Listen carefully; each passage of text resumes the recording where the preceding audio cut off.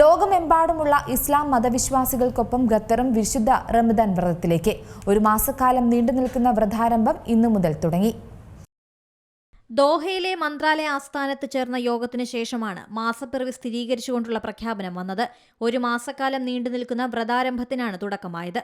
വിശുദ്ധ മാസത്തിന്റെ വരവറിയിച്ച് ഖത്തർ അമീർ Sheikh Tamim bin Hamad Al താനി സ്വദേശികൾക്കും പ്രവാസികൾക്കും റമദാൻ ആശംസകൾ നേർന്നു. മാസപ്പിറവി പ്രഖ്യാപനം വന്നതോടെ പള്ളികൾ തറാവീഹ് നമസ്കാരത്തിന് സജ്ജമായി.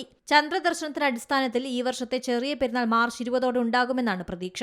അതേസമയം റമദാൻ പ്രമാണിച്ച് സ്കൂളുകളുടെയും സർക്കാർ സ്വകാര്യ ഓഫീസുകളുടെയും പ്രവൃത്തി സമയത്തിൽ മാറ്റങ്ങൾ വന്നു. ഖത്തറിലെ സർക്കാർ സ്ഥാപനങ്ങൾക്കും പൊതുമേഖലാ സ്ഥാപനങ്ങൾക്കും 5 മണിക്കൂർ പ്രവൃത്തി സമയമായിരിക്കുമെന്ന് മന്ത്രിസഭാ കാര്യാലയത്തിലെ ജനറൽ സെക്രട്ടേറിയറ്റ് അറിയിച്ചു. രാവിലെ 9 മുതൽ ഉച്ചയ്ക്ക് 2 മണി വരെയാണ് ഔദ്യോഗിക ജോലി സമയം. Civil service and government development ബ്യൂറോയുടെ നിർദ്ദേശത്തിന്റെ അടിസ്ഥാനത്തിലാണ് തീരുമാനം. ജീവനക്കാർക്ക് ജോലിയിൽ പ്രവേശിക്കുന്നതിനായി ഫ്ലെക്സിബിൾ സമയം അനുവദിച്ചിട്ടുണ്ട്. രാവിലെ 10 മണി വരെ ജോലിയിൽ പ്രവേശിക്കാൻ അനുവാദമുണ്ട്. എന്നാൽ പ്രതിദിനമുള്ള 5 മണിക്കൂർ ജോലി പൂർത്തിയാക്കിയിരിക്കണം. നിശ്ചിത നിബന്ധനകൾക്ക് വിധേയമായി 30% ജീവനക്കാർക്ക് വീട്ടിലിരുന്ന് ജോലി ചെയ്യാനും അനുമതി നൽകി. സ്വകാര്യ മേഖലയിൽ പരമാവധി ജോലി സമയം പ്രതിദിനം 6 മണിക്കൂറായിരിക്കും.